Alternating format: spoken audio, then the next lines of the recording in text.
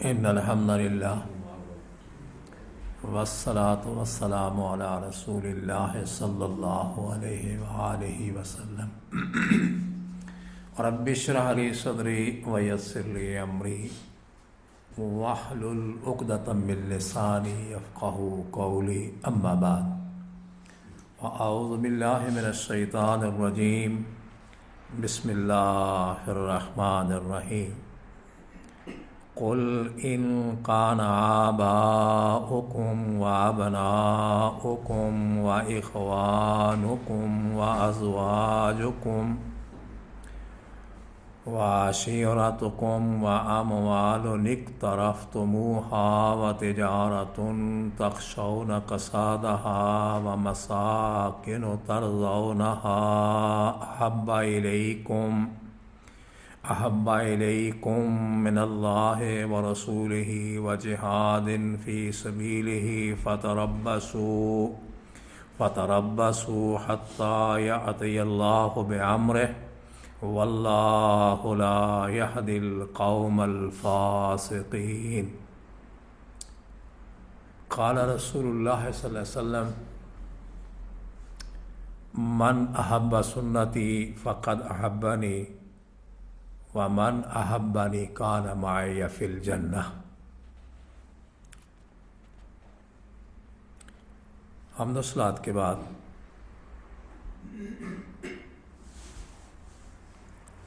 جو آیا میں نے آپ کے سامنے تلاوت کی ہے یہ سورہ التوبہ ہے، 10واں سپارہ ہے۔ اس سورہ میں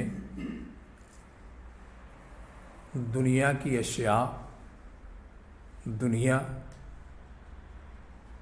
اس سے محبت اور جناب محمد الرسول صلی اللہ علیہ وسلم سے محبت ایک تقابل پیش کیا ہے قرآن کریم نے۔ پچھلے درس میں نے آپ سے ایک عرض کی تھی، شاید آپ کو یاد ہوگی، جہاں تک مجھے یاد پڑتی ہے بات، کہ محبت کا تقاضا یہ ہے کہ حضور کی بات مانی جائے۔ محبت کا یہ تقاضا نہیں ہے کہ یوں تو دھوم دھڑکے سے میلاد کا عرس ہو، کوئی اور رسوم، جتنی بھی آج کل کی رسومات چل رہی ہیں، تو یہ کہا جائے کہ ہم تو محب رسول ہیں۔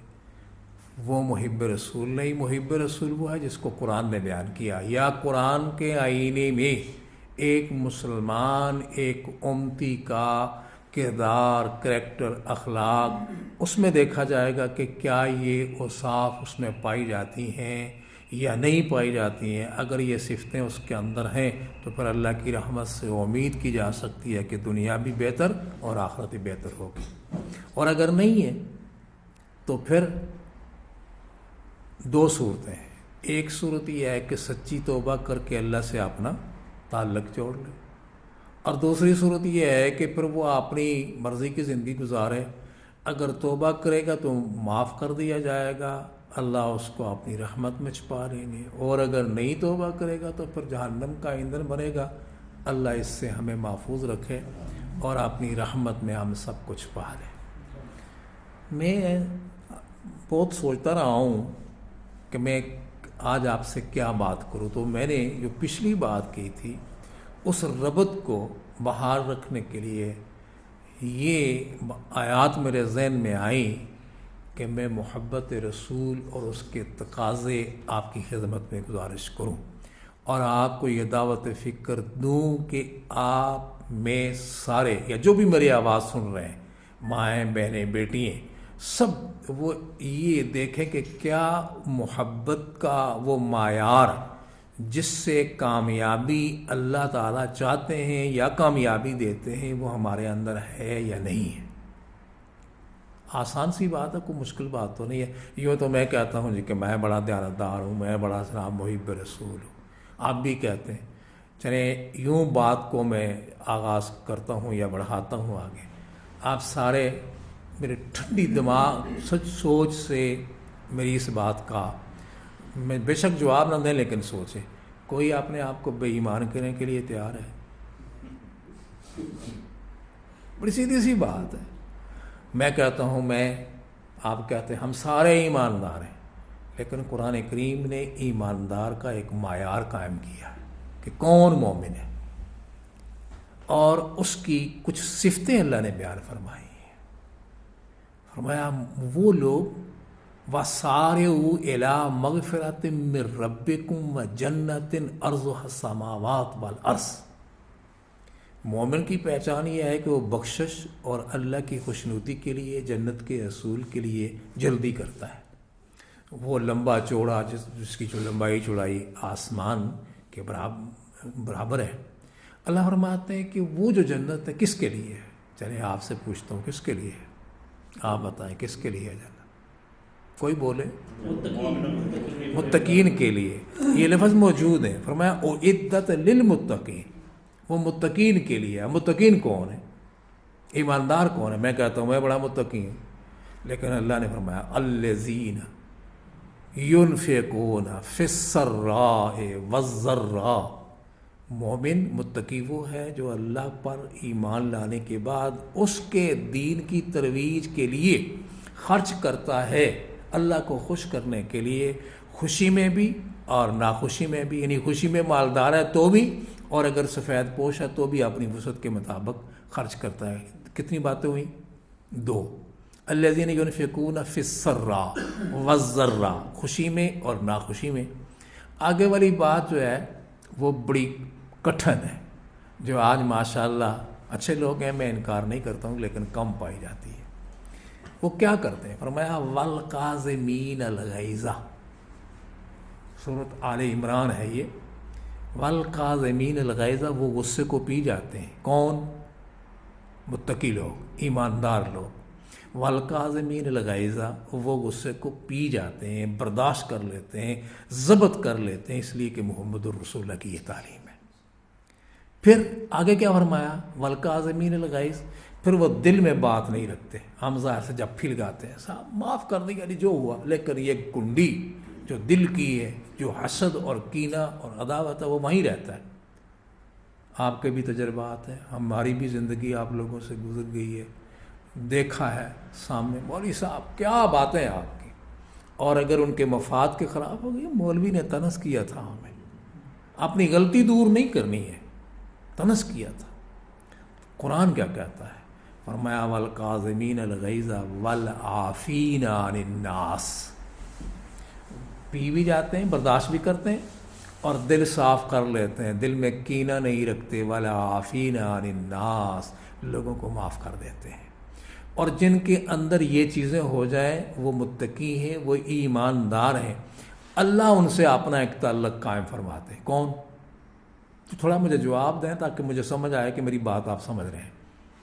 اللہ فرماتے ہیں کہ ان کا میرے ساتھ ایک تعلق ہوتا ہے، جو متقی ہوتے ہیں، جو ایمان دار ہوتے ہیں، اور میں ان کے ساتھ کیا کرتا ہوں؟ واللہ یحب المحسنین، واللہ یحب المحسنین، اللہ ایسے محسنوں کو، ایسے ایمانداروں کو، ایسے متقین کو اپنا دوست بنا لیتا ہے۔ چاہیے دوستی کہ نہیں؟ کیا خیال ہے آپ کا؟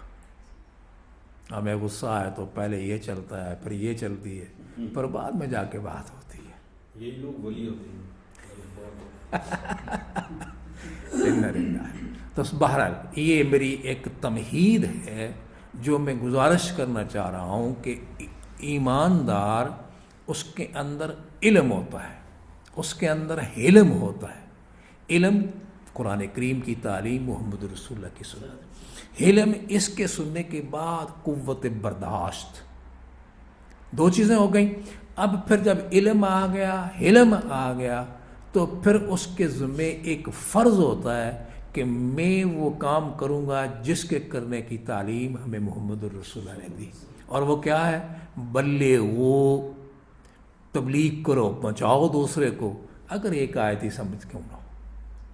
سنیے نا یہ حدیث آپ نے، تو یہ ہمارے فرائض میں بات آ گئی۔ آپ کا یہ جو سلسلہ تبلیغ کا ہے، میں نے پہلے بھی عرض کیا تھا، آپ کی بہت بڑی ذمہ داری ہے۔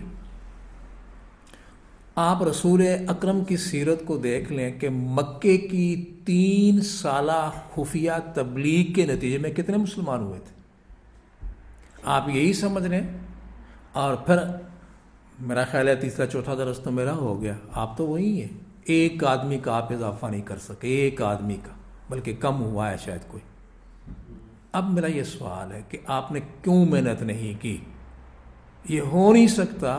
اللہ فرماتے ہیں ان اللہ لا یضیع اجر المحسنین، اللہ کسی محسن کے نیکی کرنے والے کے اجر کو ضائع نہیں کرتا. تو اگر آپ ایک ایک ساتھی نہیں پیدا کر سکے تو اس کا معنی یہ ہے کہ آپ نے محنت نہیں کی. اور یہ میرا ایک تجربہ ہے جس کی مشاہدہ ہے، اس لیے میں کہہ رہا ہوں کہ آپ آتے ہیں، یہ بڑی مبارک بات ہے. آپ کو تو تڑپ ہے، لیکن ساتھی لے کے آئیں تاکہ دوسرے تک بات پہنچے. جو مجلس کی بات کا اثر ہوتا ہے وہ ویسے اثر نہیں ہوتا. کیا خیال ہے آپ کا؟ اس لیے میری آپ سے یہ گزارش ہے کہ آپ اس پر توجہ دیں. تو چلیں، اتنا ایک اشارہ کافی ہے. اب آتے ہیں جو میں نے آیت پڑھی ہے، اس میں 8 چیزیں بیان کی ہیں اللہ تعالیٰ نے. کتنی؟ 8 چیزیں. اس کا نام ہے دنیا کا نچوڑ، رشتہ دار، سارا کچھ اس میں ہے. اب آئیے، اللہ فرماتے ہیں کل ان کان آباؤکم و ابناؤکم و اخوانکم و ازواجکم و عشیرتکم و اموال اقترفتموها و تجارت تخشون کسادها و مساکن ترضونها احب الیکم من اللہ ورسولہ. اب کیا کہہ دیجیے میرے پیغمبر، اگر تمہارے باپ، تمہارے بیٹے، تمہارے بھائی، تمہاری بیویاں، عشیرہ تمہارا کنبہ قبیلہ، بہت بڑا ہوتا ہے نا کنبہ قبیلہ، تمہارا کنبہ قبیلہ، اور وہ مال جو تم نے محنت کر کے کمایا ہے اور بڑی احتیاط کی ہے کہ تجارت میں کہیں گھاٹا نقصان نہ ہو جائے. وَمَسَاكِنُ تَرْضَوْنَهَا، اور وہ پیلس، وہ کوٹھی، وہ بلڈنگ جس کی ڈیکوریٹ کرنے کے لیے ہم کیا کچھ نہیں کرتے. اگر اس نے صوفہ 1000 کا لایا تو میں 1.5 کا لاؤں گا. یہ ہماری کمپٹیشن ہے. اس کا چھوٹا مکان میں بڑا بناؤں گا، اس نے اگر رنگ یہ کیا ہے تو میں، یہ ہمارا دنیا کا تقابل ہے. یہ بہرحال یہ دنیا کی ایک چیز ہے. فرمایا اگر یہ چیزیں، اب گنے ان کو، باپ تمہارے، باپ 1، بیٹے 2، بھائی 3، بیویاں 4، کنبہ قبیلہ 5، مال 6، اور آپ کے وہ مکان جو تمہیں بہت بڑے پسند ہیں، اور تجارت 7، و جہاد، اور اللہ کے راستے میں جہاد کرنا. یہ 8 چیزیں ہو گئیں. اب ان 8 چیزوں کو جب آپ گھر میں جائیں، جو آپ سمجھ سکتے ہیں، پشتو، اردو، انگلش، اس آیت کو، یہ سورہ توبہ کی آیت ہے، آیت نمبر 24 ہے جو میں آپ کے سامنے رکھ رہا ہوں، اور اسی کی روشنی میں میں نے 2-3 حدیثیں آپ کے سامنے پیش کرنی ہے کہ ہم کہاں کھڑے ہیں. اب یہ 8 چیزیں. اب قرآن کا اسلوب دیکھیں. یہ نہیں کہا کہ ان چیزوں کے ساتھ محبت نہ کرو. خان صاحب، یہ نہیں کہا کہ ان چیزوں کے ساتھ محبت نہ کرو. باپ کے ساتھ، بھائیوں کے ساتھ، رشتہ داروں کے ساتھ، یہ نہیں فرمایا کہ تم محبت نہ کرو، بلکہ کیا فرمایا؟ یہ چیزیں ایک طرف اور ایک طرف محمد الرسول اللہ صلی اللہ علیہ وسلم. اب ان 8 چیزوں کی محبت لامحالہ نیچرل فطرتاً انسان کے اندر ہے، لیکن مقدم محبت محمد الرسول اللہ صلی اللہ علیہ وسلم کی ہے. اگر ان 8 چیزوں کی محبت میں تم کھو گے، گم ہوگے اور رسول کو چھوڑ دیا تو تمہارا ٹھکانہ کیا بنے گا؟ اللہ محفوظ رکھے. آگے فرمایا اے میرے پیغمبر، خود اللہ فرماتے ہیں اللہ کے راستے میں آپ نے، یہ بھی ایک جہاد ہے، ایک محنت ہے. تو بہرحال فرمایا فَتَرَبَّصُوا حَتَّى يَأْتِيَ اللَّهُ بِأَمْرِهِ، پھر انتظار کرو کہ اللہ کا عذاب آیا ہی آیا. جس وقت فاسقین ہو جائیں، جس وقت قول اور فعل میں تضاد ہو جائے، جس وقت خدا اور رسول کی بات میں ملاوٹ کی جائے، جس وقت اللہ کے قرآن کی تحویل کر کے اس کو اپنا مطلب یا اپنے اس ظالم پیٹ کو بھرنے کے لیے ایک نتیجہ اخذ کیا جائے، تو پھر خدا کا خوف اور خدا کی رحمت جب دور ہو جاتی ہے تو باقی کیا رہتا ہے؟ بولیے، باقی کیا رہتا ہے؟ فسق، فجور، کفر، نافرمانی.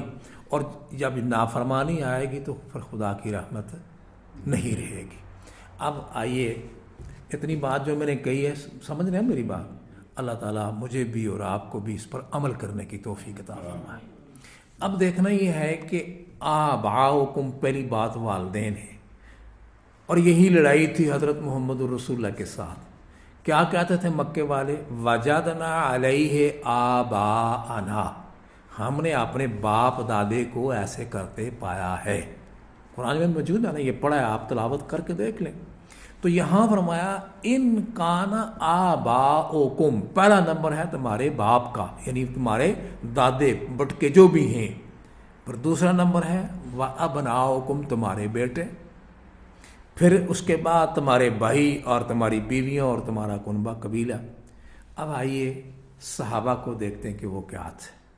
ہم بھی بڑے محبت کے دعوے کرتے ہیں۔ 2-3 حدیثیں میں آپ کے سامنے عرض کروں گا، صحیحین کی ہیں، جو مجھے یاد آئی تو میں وہ موقع پر بھی بتاؤں گا، لیکن اتھینٹک حدیثیں، میں جو باتیں آپ سے کرتا ہوں میں ان کا ذمہ دار ہوں، اینی وقت کوئی چاہے میں اس کے لیے جواب دہ ہوں۔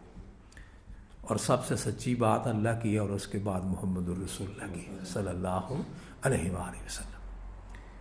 روایت کیا ہے حضرت عائشہ صدیقہ طیبہ طاہرہ مطہرہ رضی اللہ تعالی عنہا نے، اور کتاب الادب کے اندر جو امام بخاری اس حدیث کو لائے، صحابی آئے حضرت محمد الرسول اللہ کی خدمت میں، عرض کرنے لگا ہوں کہ محبت کیا ہے۔ صحابی آئے، صحابی کا نام ہے صوبان رضی اللہ تعالی عنہ، کہہ دیا کریں رضی اللہ تعالی عنہ۔ رنگ اڑا ہوا، پریشان اور گھبرائے ہوئے، سٹ پٹائے ہوئے حضور کی خدمت میں آئے تو حضرت عائشہ فرماتی ہیں کہ حضور نے صوبان کو مخاطب کر کے فرمایا کیا بات ہے، کیا پریشانی ہے؟ عرض کرتے ہیں اللہ کے رسول، اس دنیا کے اندر سب سے بڑھ کر اگر میری کسی سے محبت ہے تو وہ صرف آپ کی ذات ہے صلی اللہ علیہ وآلہ وسلم۔ بیوی بچوں کی بھی محبت ہے۔ جب میں اپنے بیوی بچوں میں بیٹھا ہوتا ہوں تو مجھے آپ کی یاد ستاتی ہے، تو میں بیوی بچوں کو چھوڑ کر آپ کی خدمت میں حاضر ہو جاتا ہوں۔ آج میں اپنے بیوی بچوں کے اندر بڑا خوش تھا۔ ہم بھی بیٹھتے ہیں، بچوں کے اندر خوش طبعی ہوتی ہے۔ اللہ تعالیٰ ڈنڈے مار نہ بنائے بلکہ محبت والا بنائے۔ بچوں پر میٹھی بات کا بہت اثر ہوتا ہے۔ ہم ڈانٹتے پہلے ہیں، اس سے کچھ پہلے کہتے ہیں، پھر کہتے ہیں اچھا بیٹا ساری، اس کا کوئی فائدہ نہیں ہے۔ اللہ تعالیٰ اشارے کر رہا ہوں چونکہ میرے فرائض میں آیا کہ میں یہ باتیں آپ تک پہنچاؤں، آپ آگے پہنچائیں۔ تو فرمایا مالا کا کیا ہے بات صبح، کیوں گھبرائے ہوئے؟ کہا اللہ کے نبی میں آج اپنے بال بچوں کے اندر بیٹھا ہوا بڑا خوش تھا، اور میں اچانک یہ سوچ میرے ذہن میں بات آ گئی کہ جب مجھے آپ کی یاد ستاتی ہے تو میں بچوں کو، بیوی کو، سب کو چھوڑ کے یہاں آ جاتا ہوں۔ آج ایک عجیب مسئلہ ہوا، جب میں بچوں کے اندر بیٹھا ہوا تھا، فَإِذَا ذَكَرْتُ مَوْتِي وَمَوْتُكَ، میرے ذہن میں آیا کہ تو بھی مر جائے گا اور حضور پر بھی موت آئے گی۔ یہ صحابی کی بات ہے یار، لوگ تو بعض کہتے ہیں نا وہ تو ہوا ہی نہیں، وہ تو قبر میں بھی سب کچھ ہوتا ہے، اللہ ہدایت دے ان کو، بلکہ سب کو ہدایت دے۔ تو مجھے اپنی موت اور آپ کی موت کا خیال آیا، اور معاً یہ خیال آیا کہ آپ تو جنت میں چلے جائیں گے، آپ کے درجات بلند ہوں گے، آپ مع الانبیاء ہوں گے، انبیاء کے ساتھ ہوں گے، آپ کا تو مقام سب سے اعلیٰ اور عرفہ ہوگا۔ اگر اللہ نے مجھے جنت میں جگہ دے دی تو آپ کا اگر دیدار نہ ہو سکا، آپ کی زیارت اگر نہ میں کر سکوں تو پھر اس جنت کی مجھے کیا ضرورت ہے؟ سوچئے ذرا، اگر آپ جنت میں ہیں، آپ انبیاء کے ساتھ ہوں گے، آپ کا اعلیٰ اونچا مقام ہوگا، ہمیں پتہ نہیں جنت کا کون سا حصہ ملے گا، اگر آپ کی زیارت نصیب نہ ہو تو میں اس جنت کو کیا کروں گا؟ آپ ذرا اندازہ فرمائیں، محبت اس کو کہتے ہیں۔ اب حضور صلی اللہ علیہ وسلم ارشاد فرماتے ہیں کہ صبح گھبرانے کی بات نہیں ہے، یہی باتیں ہو رہی. حضور اس کو کوئی مستقل جواب نہیں دے پا رہے، لیکن جواب دینے والے نے جواب دیا، اور وہ کون ہے؟ اللہ. وہ کون ہے؟ اللہ. قرآن جبریل آ گئے، فرمایا مَن یُطِعِ اللَّهَ وَرَسُولَهُ، جس نے کہا مانا اللہ کا اور اس کے رسول کا، فَأُولَٰئِكَ أَنْعَمَ اللَّهُ عَلَيْهِم مِّنَ النَّبِيِّينَ وَالصِّدِّيقِينَ وَالشُّهَدَاءِ وَالصَّالِحِينَ وَحَسُنَ أُولَٰئِكَ رَفِیقًا. فرمایا اے محمد اس کو کہہ دے صلی اللہ علیہ وسلم، جو خدا اور اس کے رسول کی بات مانتا ہے، محبت کرتا ہے، وہ نبیوں، صدیقوں، شہیدوں اور ولیوں کا ساتھی ہوگا. آپ ان کو کہہ دیں کہ میری زیارت، میری ملاقاتیں جنت میں آپ لوگوں کے ساتھ ہوا کریں گی. پھر جب یہ خوشی کا یا خوشخبری اس کو ملی تو پھر جو اس کی خوشی کی انتہا تھی تو وہ اللہ جانتا ہے یا وہ جانتا ہے. یہ میں نے ایک بات اس لیے آپ کے سامنے ایک صحابی کی عرض کی کہ اس کا نام محبت ہے. بیوی بچوں کو چھوڑ کر آ جاتا ہے، اور اگر جنت مل جائے تو آپ کا دیدار نصیب نہ ہو تو میں جنت کو کیا کروں گا؟ کبھی ہم نے سوچا ہے؟ میں نے سوچا ہے، آپ نے سوچا ہے؟ اللہ کے لیے ہم سارے کہتے ہیں حضور کے ہاتھوں شفاعت ہوگی، حضور کے ہاتھوں حوض کوثر کا پانی ملے گا، اور اگر روک دیے گئے تو ہے نا حدیث، سنیے نا، اگر روک دی گئی تو کیا کریں گے؟ اس لیے اس دنیا کو آخرت کے لیے محنت کا ایک سبب اور ذریعہ جانیں، اور نیکیاں کمائیں، اور خدا رسول کی زندگی کے مطابق آپ کام کریں. اب آئی آباؤکم کی بات. آپ کے بھی والدین ہیں، میرے بھی والدین ہیں. میرے تو خیر مر گئے، آپ کے پتہ نہیں کس کے زندہ ہیں. میں تو دعا کرتا ہوں جن کے زندہ ہے اللہ ان کا زندگی دے، ہمارے جو فوت ہو گئے اللہ ان کی خطائیں معاف کرے، قبر کے عذاب سے بچائے، جنت الفردوس میں اعلیٰ مقام نصیب فرمائے. صحابی کا نام آپ نے سنا ہوگا جس کو رسول اللہ نے فرمایا کہ میری امت کا آمین ہے، ابو عبیدہ بن جراح رضی اللہ تعالی عنہ. بہت ساری باتیں چھوڑتے ہوئے میں صرف محبت کی بات اور دین کی بات اور رسول اللہ کی محبت کی بات سمجھانے کے لیے ایک پہلو اس کا آپ کے سامنے رکھوں گا. ابو عبیدہ بن جراح رسول اکرم صلی اللہ علیہ وسلم کے ساتھ ایمان لے آئے، اور باپ حضور کا مخالف ہے، ڈٹ کر مخالفت کرتا ہے، یہاں تک کہ وہ لشکر جو جنگ بدر کے اندر کافروں کا گیا اس میں باپ موجود ہے، اس میں باپ موجود ہے. کس کا باپ؟ ابو عبیدہ بن جراح کا رضی اللہ تعالیٰ. اور ابو عبیدہ کہاں ہے؟ مدینے کے 313 میں رسول اللہ کے ساتھیوں میں سے صلی اللہ علیہ وسلم. اب باپ اور بیٹے کا میدان بدر میں آمنا سامنا ہو گیا. باپ کہتا ہے بیٹے کو واپس آ جا، محمد صلی اللہ علیہ وسلم کو چھوڑ دے، آبائی دین کو لے لے، تیری اس میں خیر ہے، میں تیرے ساتھ محبت کرتا ہوں. اب جواب میں ہوتا اور آپ ہوتے تو کیا کرتے؟ ایک صحابی کا کردار ہے، صحیحین کی حدیث ابن کثیر نے لکھا، تمام حدیثوں میں موجود ہے. ابو عبیدہ نے کیا کہا باپ ٹھیک ہے تو میرا باپ ہے، لیکن میں تیری خیر چاہتا ہوں، تیری خیر محمد الرسول اللہ کے ماننے میں ہے. اگر تو توحید کو قبول کر لے، حضور کی اطاعت قبول کر لے تو تو کامیاب ہو جائے گا، وگرنہ تو مارا جائے گا. اس نے اپنی بات دہرائی، اس نے اپنی بات دہرائی، باتوں باتوں میں ہوتی رہی. یہ ٹالتا رہا بات کو کہ باپ کے ساتھ مقابلہ نہ ہو، چلو یہ رائے راست پر آ جائے. جب نہ آیا تو آخری بار باپ کہتا ہے میں تجھے کہتا ہوں کہ اپنے آبائی دین میں واپس آ جا.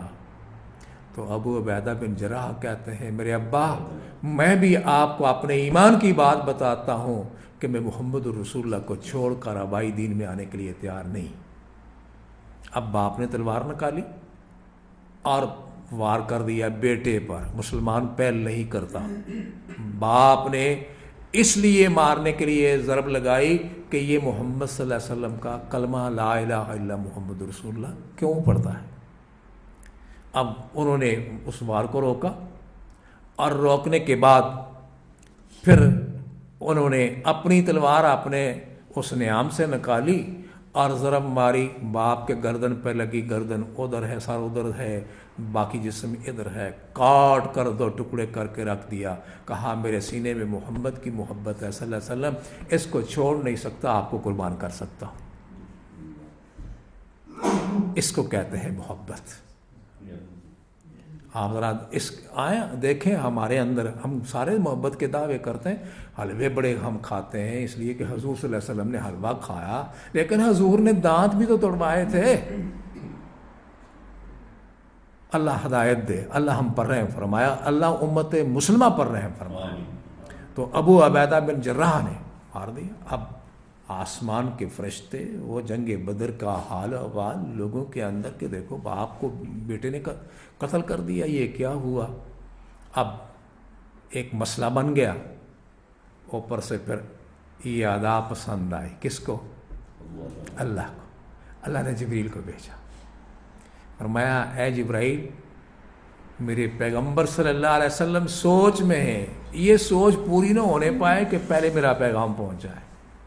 فرمایا وَإِن جَاهَدَاكَ، سورہ لقمان، اگر تمہارے والدین تمہیں فورس کریں شرک کے لیے، کفر کے لیے، اللہ کی نافرمانی کے لیے، تو میں اللہ تمہیں حکم دیتا ہوں کہ فلا تطعهما، پر ان کی بات نہیں ماننی، لیکن باتقاضائے والدین وَصَاحِبْهُمَا فِي الدُّنْيَا مَعْرُوفًا، تمہیں خدمت کرنی ہوگی، خدمت سے اعراض نہیں کرنا، لیکن جو ہوا ٹھیک ہوا، اس کا یہی علاج تھا۔ اس کا یہ مطلب کوئی نہ نکالے کہ جس کے والدین نہیں بات مان دے تو وہ چاقو لے کے سوار ہو جائے اور کہیں جی مولوی نے مسئلہ بتایا۔ میں آپ کو ایمان کی بات بتا رہا ہوں، ہمیں حکمت عملی سے کام کرنا چاہیے، لیکن اس کو محبت کہتے ہیں کہ باپ کو خدا اور رسول کے لیے قربان کر دیا۔ اور پھر دوسرا مقام آیا، قرآن کریم نے، یہ آپ پڑھتے رہتے ہیں قرآن، اللہ آپ کو بھی پڑھنے کی توفیق عطا فرمائے اور مجھے بھی اللہ تعالیٰ پڑھنے کی توفیق عطا فرمائے۔ سورت کا نام ہے المجادلہ، عربی میں مجادلہ کہتے ہیں جھگڑے کو،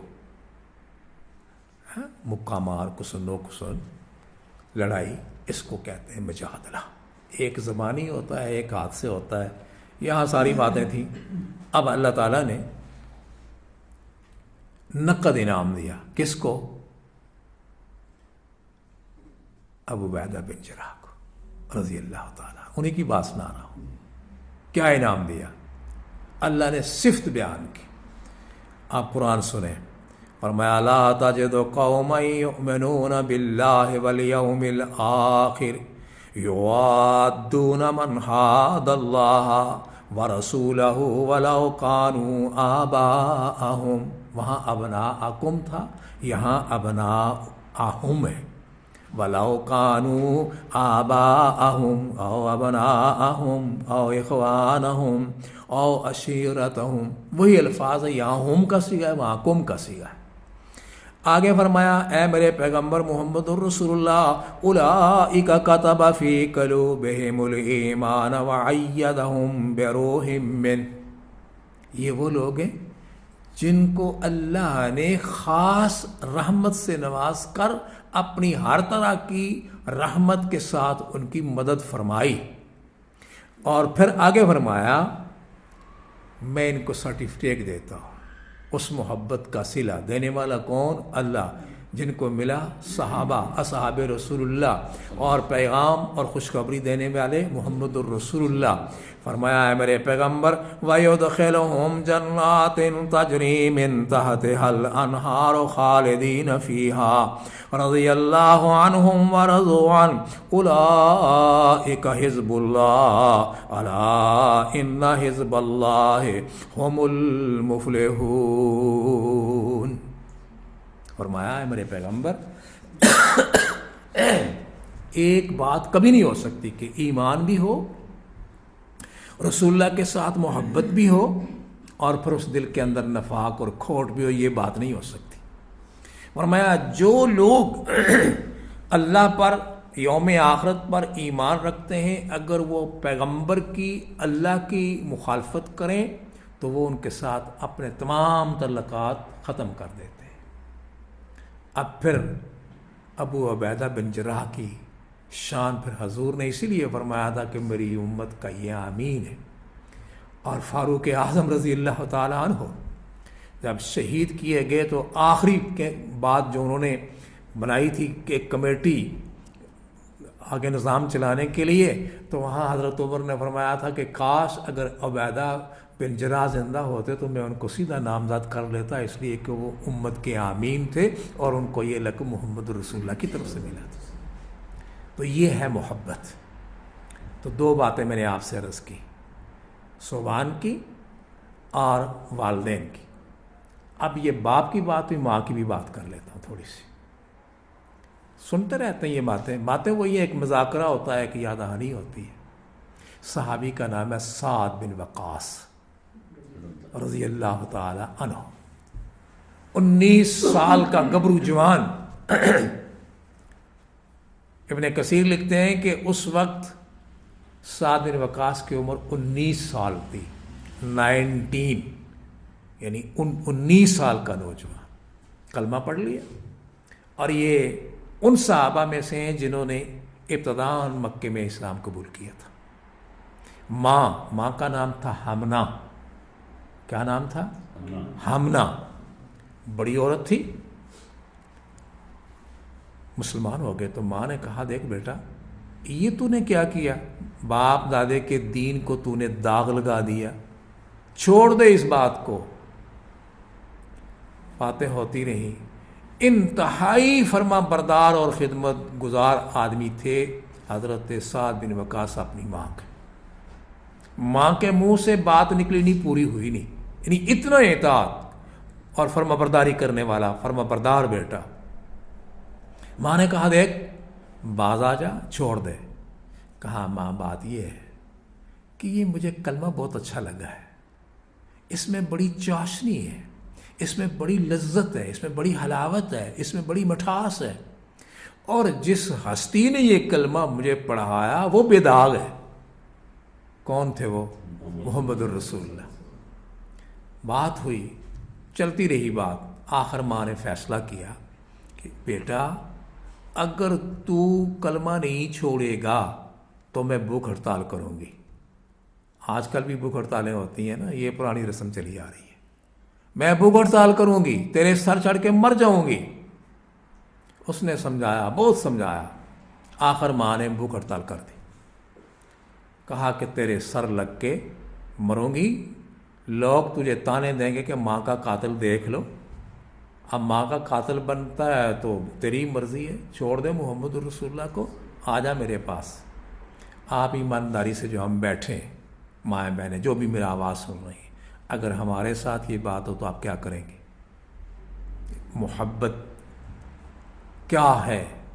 محبت ایک وہ عظیم جوہر ہے، اگر یہ نصیب ہو جائے تو سیدھا جنت میں جائے گا انسان۔ اللہ ہمیں نصیب فرمائے۔ اب ماں نے بھوک ہڑتال کر دی، ایک دن گزرا، دوسرا دن گزرا، حالت خراب ہو گئی، لوگوں نے باتیں کرنی شروع کر دی کہ دیکھو ماں کی بات نہیں مانتا، نافرمان۔ اب جب تیسرا دن ہوا تو ماں کی حالت اور خراب ہو گئی۔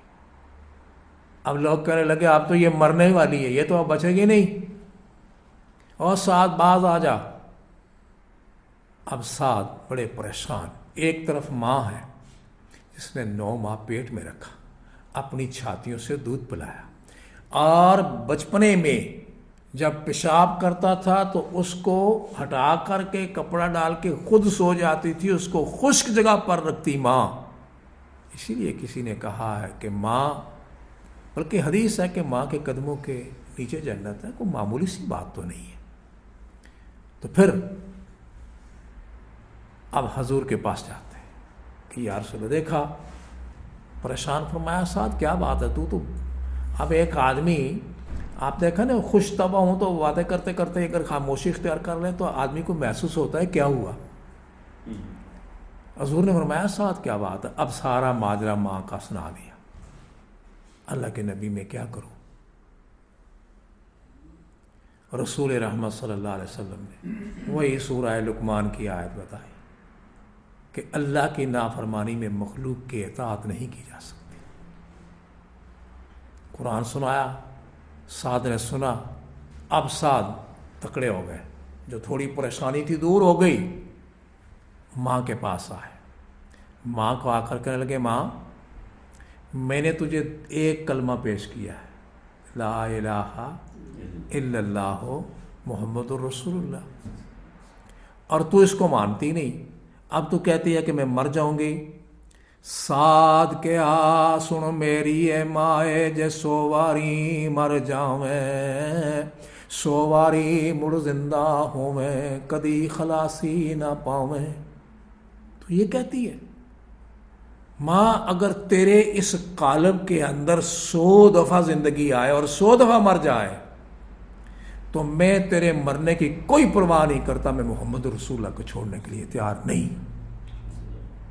یہ ہے محبت. ماں نے دیکھا یہ تو ٹلتا نہیں. لوگوں نے کہا کہ بھائی بیٹا اگر نہیں ہٹتا تو کیوں ہلاک ہو رہی ہے؟ اب اس نے بھوک ہڑتال ختم کر دی اور ساتھ خوشی سے محمد الرسول اللہ کی خدمت میں حاضر ہوئے.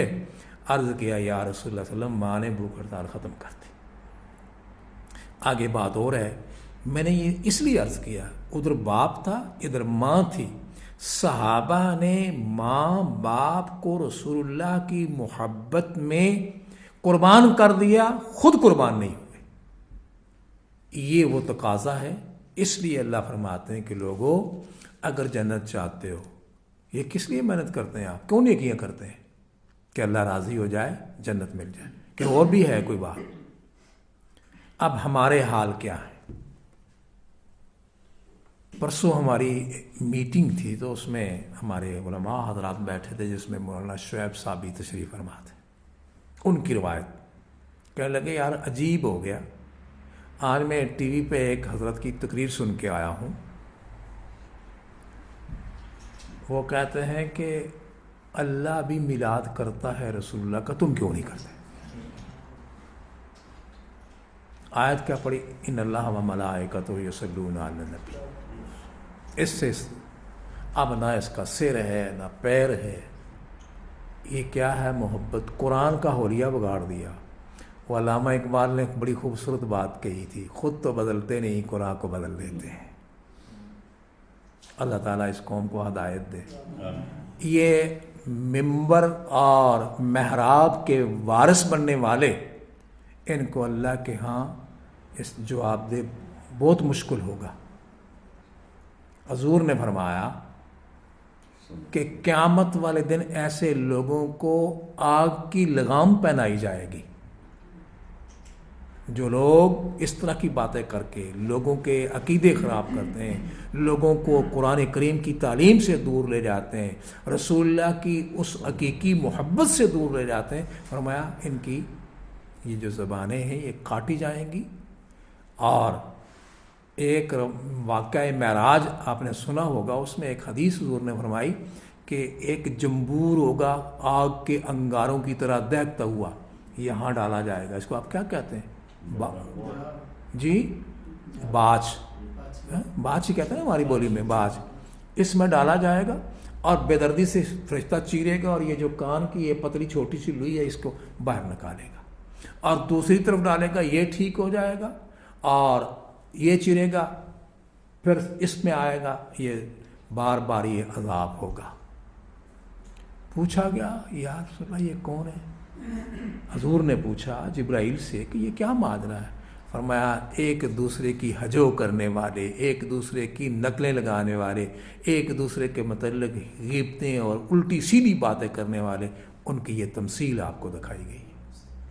اس میں مجھے بھی، ہمیں سب کو اپنے گریباں میں جھانک کر اپنے اعمال کی اصلاح کرنی چاہیے.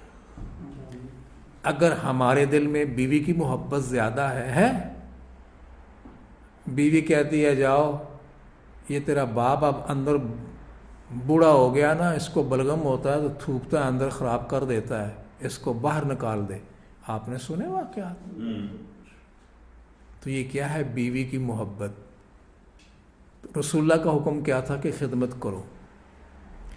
اللہ نے اپنی اولاد کیوں نہیں رکھی؟ میں آخری بات کرتا ہوں، بات سمیٹتا ہوں. اللہ نے کیوں اپنی اولاد نہیں رکھی؟ میرا اپنا یہ میری سوچ ہے، ہو سکتا ہے کسی مفسر نے کچھ لکھا ہو، لیکن میری اپنی سوچ ہے جو میں سمجھا ہوں اپنی زندگی کے اس نچوڑ کو. وہ یہ کہ اولاد بہت بڑی کمزوری ہوتی ہے. کیا خیال ہے آپ کا؟ والدین کی اولاد، بیٹیاں بیٹے، انما اموالکم و اولادکم فتنہ، قرآن کہتا ہے. یہ بہت بڑا مسئلہ بن جاتا ہے، آدمی بے بس ہو جاتا ہے. یہ الگ بات ہے کہ پیغمبروں کو بھی نافرمان ہوئے، مولویوں کو بھی نافرمان ہوئے ہوتے ہیں. اللہ سب کو ہدایت دے. ہم سب کی اولادوں کے لیے دعا کرتے ہیں اللہ سب کو صراط مستقیم پر چلنے والا بنا دے. لیکن اللہ نے سرے سے اولاد رکھی ہی نہیں، نہ اولاد نہ کمزوری. قل هو اللہ احد اللہ الصمد. معاملہ ختم کر دیا کہ اس کمزوری سے. اب آپ کہیں گے جی کیوں؟ جب بچہ چھوٹا ہوتا ہے تو وہ محتاج ہوتا ہے ماں باپ کا. کیا خیال ہے آپ کا؟ تو کمزوری ہو گئی. اب جب بچہ جوان ہو گیا، ماں باپ بوڑھے ہو گئے، تو یہ اب ان کی ضرورت کون پوری کرے؟ کرنے والا تو اللہ ہے، لیکن جو دنیاوی معاملات ہیں تو اب اولاد پرواہ نہیں کرتی. اس لیے اللہ نے اس سلسلے کو اپنی ذات کے لیے نہیں رکھا. ہمیں سمجھایا کہ لوگوں اگر اولادوں کو نیک بنانا چاہتے ہو، خود نیک بننا چاہتے ہو، تو سچی محبت محمد الرسول اللہ کی اپنے دلوں کے اندر پیدا کر لو. سنت کے مطابق عمل کرو، دنیا بھی سنور جائے گی، آخرت بھی سنور جائے گی. محمد کی غلامی دین حق کی شرط اول ہے. محمد کی غلامی دین حق کی شرط اول ہے. اسی میں ہو اگر خامی تو سب کچھ نامکمل ہے. محمد کی غلامی ہے سند آزاد ہونے کی، خدائے پاک کے دامن وحدت میں آباد ہونے کی. اللہ سے دعا ہے اللہ ہمیں سچی اور حقیقی محبت نصیب فرمائے اور ہمارے گناہ معاف فرمائے، ہمارے بیماروں کو شفا کاملہ عاجلہ عطا فرمائے. اسی کے ساتھ ختم کرتے ہیں. وآخر دعوانا الحمدللہ رب العالمین.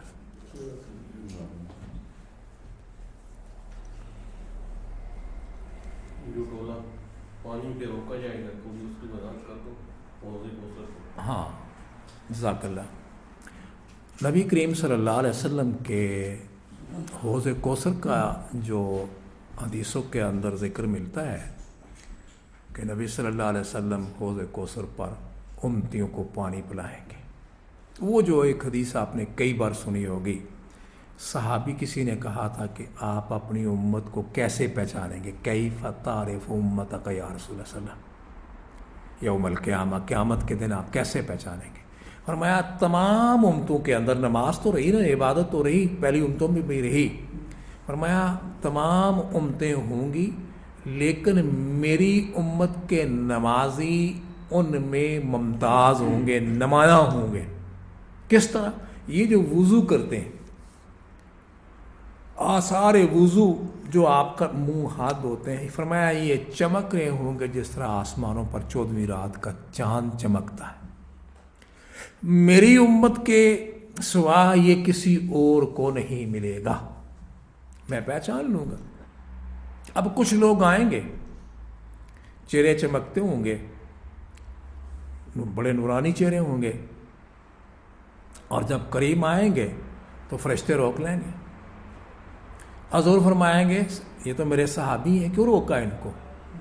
حدیث کے الفاظ، فرشتے کہتے ہیں پیغمبر کو انک لا تدری ما احدثوا بعدک، آپ کے دنیا سے اٹھائے جانے کے بعد دین کے نام پر کیا خرافات، کیا رسومات انہوں نے کی ہیں اس کا آپ کو علم نہیں ہے. یہ اس اہل نہیں ہے کہ حوض کوثر کا پانی پئیں. چہرے ان کے، چونکہ وہ ایک اللہ کا وعدہ تھا جو وضو کرے گا وہ چمکے گا. اور جو لوگ ناکام ہونے والے ہیں، عاملۃ ناصبہ تصلیٰ نارا حامیہ، عمل کر کے تھک گئے لیکن جہنم کے اندر انجام ان کا जहन्नम का ईंधन बनेंगे, लिहाजा आप इनको पानी नहीं पिला सकते। तो वहाँ रोक दिए जाएंगे। अब वहाँ उस वक़्त का रोना पछताना कोई काम नहीं आएगा। और इसी का तर्जमा किया है मौलाना शहूपुरी ने, अल्लाह ताला जन्नत नसीब फरमाए उनको। वो आपने उन्होंने एक किताब लिखी थी, किताब है चिट्ठी आसमानी। ये चिट्ठी आसमानी है।